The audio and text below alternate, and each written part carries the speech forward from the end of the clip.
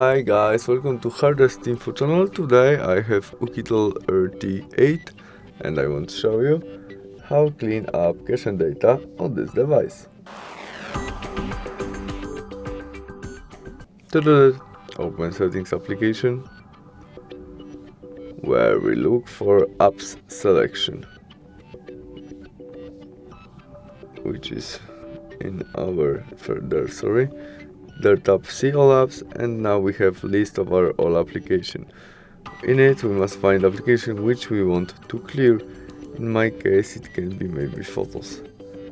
There storage and cache, and to clear only cache we press clear cache and we clear only cache, but to clear all storage we tap on manage storage and delete and we clear all storage from photos. That's all, thanks for watching, bye.